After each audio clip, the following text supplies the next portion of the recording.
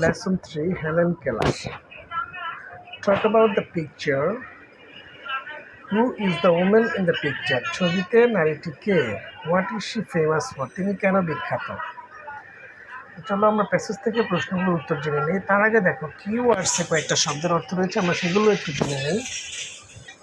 প্রথমে যে শব্দটি রয়েছে সেটি হচ্ছে হিউম্যানিটেরিয়ান, মানবিক বা মানবতাবোধ সম্পন্ন। ডিসেবলড মানে পঙ্গু বা অসহায়। প্ল্যান্টেশন মানে রোপণ। কমিউনিকেশন মানে যোগাযোগ। ইন্টারপ্রিট মানে অনুবাদ বা ব্যাখ্যা। চলো আমরা প্যাসেজটি পড়ে নিই হেলেন কেলার সম্পর্কে।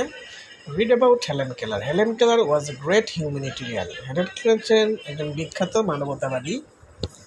Care deeply for the sick, injured and disabled people. তিনি অসুস্থ, আহত এবং পঙ্গু লোকদের জন্য খুব বেশি কেয়ার করতেন। The disabled people have physical or mental problems that limit their activities or senses. Disable people হচ্ছে তারা মানে অক্ষম, শারীরিকভাবে অক্ষম যেটাকে বলা হয়, যাদের শারীরিক এবং মানসিক সমস্যা থাকে, যার ফলে তাদের কাজকর্ম অথবা বোধ বুদ্ধি ঠিকমতো কাজ করে না, সীমাবদ্ধ হয়ে পড়ে। Helen devoted her life to help them. Helen তাদেরকে সহায়তা করার জন্য তার জীবন আত্মনিয়োগ করেছিলেন। Helen was born in 1880 in Alabama, USA. Helen 1880 সালে ইউএসএর অ্যালবামাতে জন্মগ্রহণ করেন। Her parents were Captain Arthur Keller and Katherine Adams কেলার।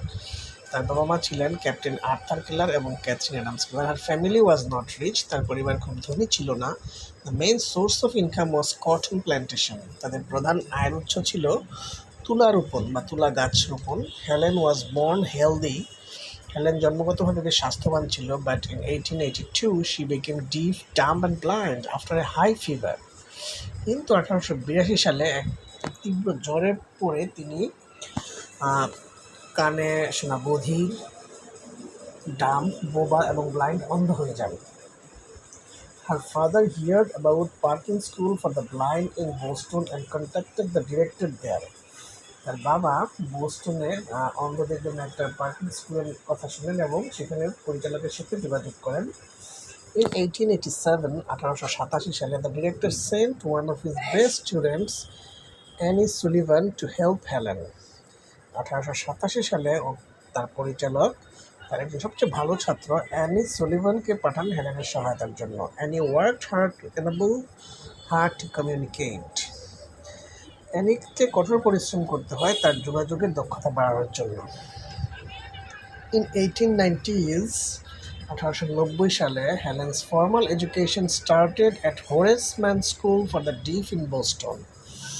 1890 সালে হেলেনের প্রাতিষ্ঠানিক শিক্ষা শুরু হয় হোরেস ম্যান স্কুলে, যেটা কিনা বধিরদের জন্য ছিল, বোস্টন অর্থাৎ যারা কানে শোনে না তাদের জন্য।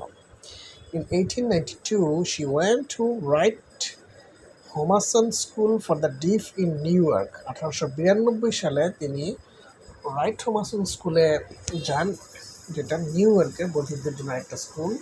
Helen improved her communication skills and studied regular academic subjects.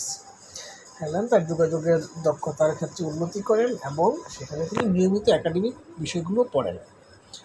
She then decided to go to college. তারপর তিনি কলেজে যাওয়ার সিদ্ধান্ত নেন and attended Cambridge School for Young Ladies in 1896.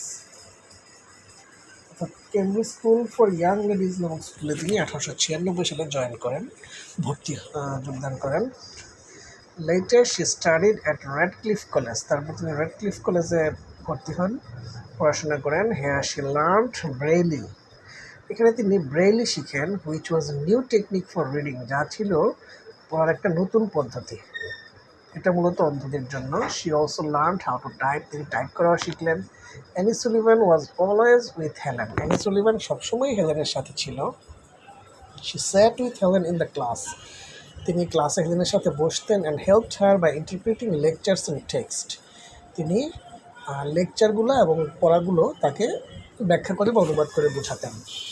In 1904, Helen received her BA degree with honors from Radcliffe College.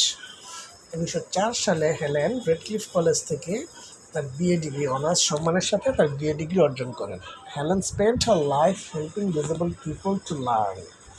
Helen তার জীবন উৎসর্গ করেন এই অক্ষম লোকদেরকে শিখতে সহায়তা করে। She died on June 1, 1968। তিনি 1968 সালের জুনের 1 তারিখে মৃত্যুবরণ করেন। দেখো ঘটনাক্রমে আজকে জুনের 1 তারিখ, এই দিনে তিনি মৃত্যুবরণ করেন। এই হচ্ছে আমাদের এই প্যাসেজের অনুবাদটি। পরবর্তী ক্লাসে আমরা বাকি কাজগুলো করব।